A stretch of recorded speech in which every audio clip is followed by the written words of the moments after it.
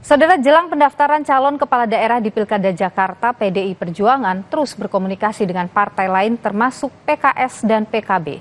Ketua DPP PDIP Basuki Cahayapurnama angkat bicara soal komunikasi dengan partai lain untuk membangun koalisi. Ahok bilang komunikasi membahas kerjasama di Pilkada 2024 dengan PKS dan PKB dilakukan cukup intens.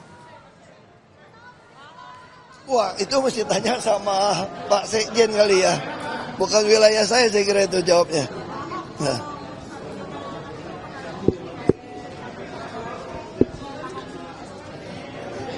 Saya tidak tahu persis, tapi dari Sekjen sama tim Pilkada ya, mereka memang melakukan komunikasi terus dengan beberapa partai ya. Mungkin terutama dengan PKS dan PKB. Saya kira itu.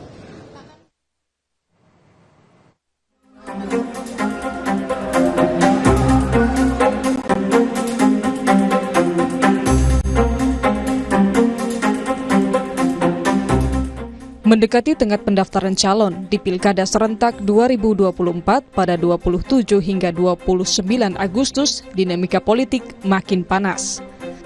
Salah satunya sinyal pencalonan Anies Baswedan pada Pilkada Jakarta yang terancam kandas usai PKS membuka komunikasi dengan Koalisi Indonesia Maju.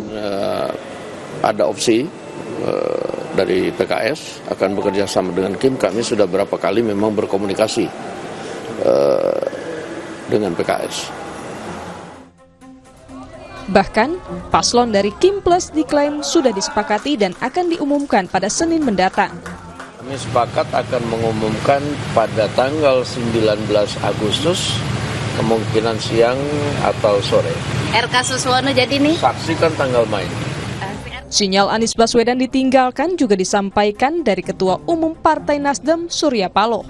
Anies barangkali kalian sudah tahu situasinya yang ada, ya kan? Ya barangkali susah beliau untuk maju dalam Pilkada DKI, ya. Sekjen PDI Perjuangan Hasto Kristianto menilai berbaliknya sejumlah partai pendukung Anies memunculkan dugaan ada sosok yang bermain di Pilkada. Bagaimana dinamika politik ini? Kan ada yang memainkan.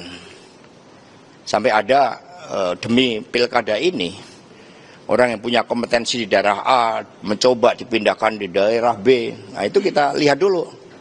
Ya, bagaimana permainan-permainan itu akan dilakukan.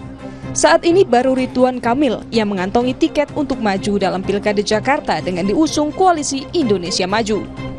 Tim Liputan, Kompas TV.